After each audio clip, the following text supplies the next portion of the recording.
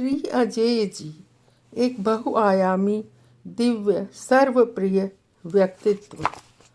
15 अगस्त सन 1947 देश आज़ाद हुआ। 26 अगस्त को अंग्रेज़ी राज्य के अस्त की 13वीं मनाने श्री शिवदयाल व सरोजनी देवी के घर मुरार ग्वालियर में एक पुण्यात्मा ने जन्म लिया। नाम रखा गया अजेय। दादी उसको श्याम बुलाती। छोटा अजेय था बड़ा परोपकारी व कर्तव्यनिष्ठ। दादी के पूजा के बर्तन धोता, छोटे भाई बहनों को पढ़ा देता व बड़े प्यार से रखता। बाबू अम्मा व अन्य बड़ों के कार्य मन से करता। घर का राममय माहौल। अजय के मन में शुरू से ही राम में गहरी आस्था, पूजा, भजन, कीर्तन में रुचि जगा गया। पूज्य बाबू से पूजा, जप, ध्यान आदि सीखकर जीवन में आत्मसात करा, जो अंत तक कायम रहा। पूज्य बाबूजी से गुरु दीक्षा भी ली। पढ़ने में अव्वल, कक्षा में सदा प्रथम आता। ग्वालियर में पद्मा विद्यालय, कार्मल कॉन्वेंट, सिंधिया स्कूल में पढ़ने के बाद क्राइस्ट चर्च जबलपुर से एसएससी शानदार सफलता से उत्तीर्ण किया। पिलानी व अन्य नामी इंजीनियरिंग कॉलेज जाने का सुनहरा अवसर छोड़ माता पिता के पास ही रहकर गवर्नमेंट इंजीनियरिंग कॉलेज जबलपुर में ही पढ़ाई करी। अन्य हाईकोर्ट जजेस की संतानों के समान ड्राइवर गाड़ी से न जाकर अजय जी 7-8 किलोमीटर अपनी दीदी की दी हुई लेडीज साइकिल पर जाते। कई बार दोस्तों के उपहास का पात्र बनते, पर उनके लिए तो उनकी पढ़ाई तथा माता पिता की सेवा ही सर्वोपरि थी। 1969 में 22 वर्ष के युवक अजय पिताजी की इच्छा अनुसार बिरला जी की मैसूर सीमेंट अम्मा संद्रा में 1 वर्ष कार्यरत रहकर आदित्य बिरला ग्रुप के हिंडाल्को रेणुकूट में असिस्टेंट इंजीनियर के पद पर अपने जीवन के सबसे महत्वपूर्ण व सुनहरे दिन बिताने आ गए। यहाँ बहुत से हमउम्र दोस्तों के साथ अपने अनुभवी सीनियर्स से सीखने का मौका मिला। 1972 में नैनीताल की अमिता से विवाह हुआ। जल्द ही बच्चों की जिम्मेदारी आई।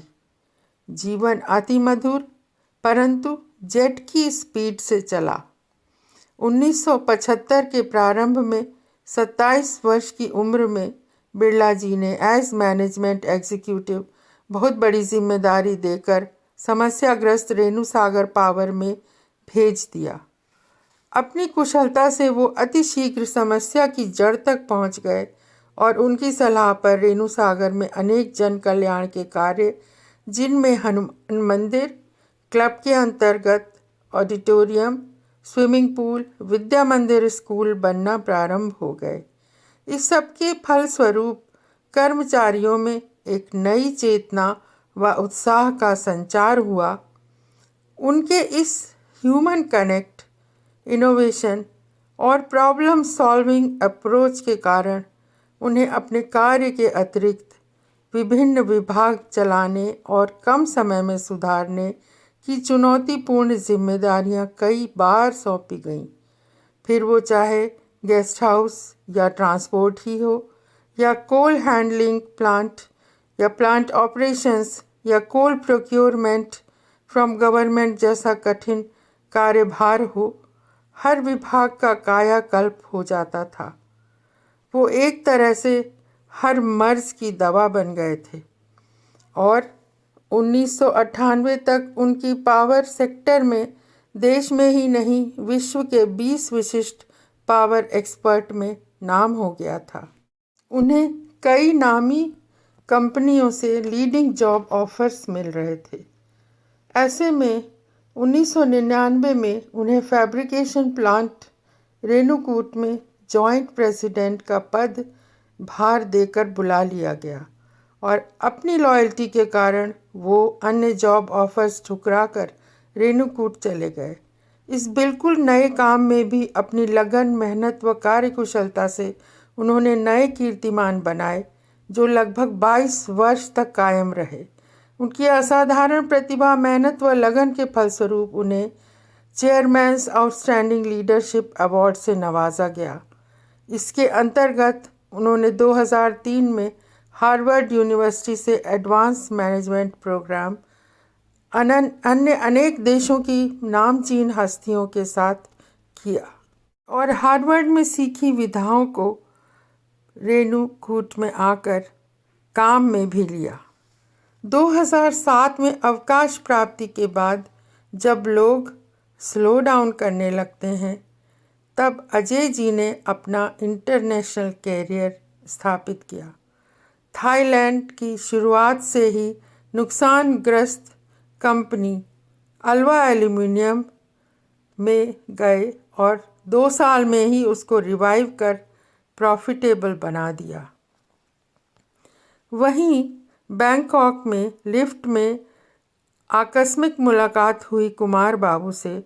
उन्होंने एवी बिरला ग्रुप में अजय जी को वापस बुलाने की इच्छा की व आग्रह किया, जिसके फलस्वरूप वो मुंबई में कुमार बिरला जी की कंपनी एसएल माइनिंग में एज एडवाइज़र टू बिरला जी पुनः नए पावर प्लांट इस्टेब्लिश करने के लिए कार्यरत हो गए। बिरला जी के रोकने के बावजूद 2013 तक अपनी जन्मभूमि ग्वालियर आ गए और अपना पूरा समय परिवार व बच्चों को दिया।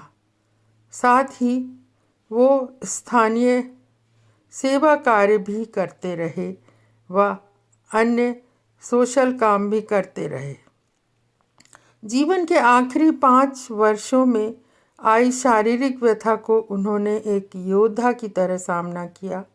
2019 में हुई आकस्मिक दुर्घटना के कारण दोनों पैरों की पैरालिसिस को हंसते हंसते झेला। किसी तरह की कोई शिकायत नहीं। प्रभु में दृढ़ विश्वास रख शारीरिक कष्ट सहते रहे। हाँ, कोविड उनका कुछ न बिगाड़ सका। 4 मार्च 2022 को विवाह की 50वीं सालगिरह मनाकर अपनी तीव्र इच्छा अनुसार अपने जन्म स्थान ग्वालियर आ गए।